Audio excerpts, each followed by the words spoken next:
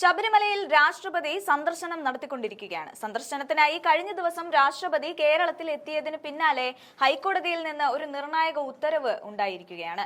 അത് മറ്റൊന്നുമല്ല, ശബരിമല സ്വർണ്ണക്കൊള്ളയിൽ സർക്കാരിനെയും ദേവസ്വം ബോർഡിനെയും വിജിലൻസിനെയും പ്രതി ചേർത്ത് ഹൈക്കോടതി സ്വമേധയാ കേസ് രജിസ്റ്റർ ചെയ്തിരിക്കുകയാണ്.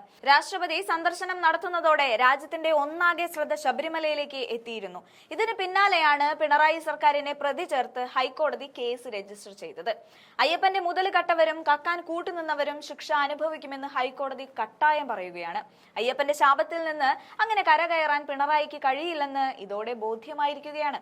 ഈ കേസിൽ ഉണ്ണികൃഷ്ണൻ പോറ്റിയെയും സ്മാർട്ട് ക്രിയേഷൻസിനെയും ഒഴിവാക്കിയാണ് സർക്കാരിനെയും ബോർഡിനെയും പ്രതിയാക്കി കേസെടുക്കാൻ ഹൈക്കോടതി നിർദ്ദേശിച്ചത്. രഹസ്യ സ്വഭാവം സൂക്ഷിക്കാനും വിവരങ്ങൾ പുറത്തു പോകാതിരിക്കാനുമാണ് നടപടിയെന്ന് പറയുമ്പോഴും പാർട്ടിയുടെ ഉന്നത നേതാക്കളെ മോഷണ ഇടപാടുമായി ബന്ധപ്പെട്ട് പ്രതിപ്പട്ടികയിൽ ഉൾപ്പെടുത്തിയാൽ വരുന്ന നിയമസഭാ തെരഞ്ഞെടുപ്പിൽ കനത്ത തിരിച്ചടി നേരിടേണ്ടി വരുമെന്ന ഭയം നേതൃത്വത്തെ വല്ലാണ്ട് അലട്ടുന്നുണ്ട്. ശബരിമലയിലെ ദ്വാരപാലക ശില്പത്തിലെ സ്വർണ്ണപ്പാളികൾ 2019 ഇളക്കിക്കൊണ്ടു പോകുന്നതും ചെന്നൈയിലെ സ്മാർട്ട് ക്രിയേഷൻസിലെത്തിച്ച് സ്വർണം പൂശിക്കൊണ്ട് വരുന്നതും. CPM പ്രതിനിധികളായ A. Padmakumar, N. Vasu എന്നിവരാണ് ഈ കാലയളവിൽ ബോർഡ് പ്രസിഡന്റുമാർ. ഇവരുടെ ഭരണകാലത്ത് നടന്ന ക്രമക്കേടുകളുടെ ധാർമ്മിക ഉത്തരവാദിത്തത്തിൽ നിന്ന് CPM-നും ഒഴിഞ്ഞുമാറാനാവില്ല എന്നതാണ് സത്യം. ദേവസ്വം മന്ത്രി അന്ന് കടകംപള്ളി സുരേന്ദ്രനായിരുന്നു. അതുകൊണ്ട് വാസവനോട് രാജി ആവശ്യപ്പെടാൻ സാധിക്കില്ലെന്ന നിലപാടിലാണ് CPM നിൽക്കുന്നത്. എന്നാൽ മന്ത്രിയുടെ കാര്യത്തിൽ മാറ്റമുണ്ട്. മുഖ്യമന്ത്രി അന്നും ഇന്നും ഒരാളായിരുന്നു എന്ന് ഓർക്കേണ്ടതുണ്ട്. പാർട്ടിയുടെ അടിത്തറ ഇളക്കുന്ന വിധത്തിലാണ് ശബരിമല സ്വർണ്ണ മോഷണ സംഭവം എത്തി നിൽക്കുന്നത്. കഴിഞ്ഞ 10 കൊല്ലത്തെ CPM-ന്റെ ദേവസ്വം ഭരണത്തിൽ അടിമുടി അഴിമതിയും ക്രമക്കേടുമാണ് നടക്കുന്നതെന്ന വിവരമാണ് ഹൈക്കോടതിയുടെ ഇടപെടലിലൂടെ പുറത്തു വന്നത്.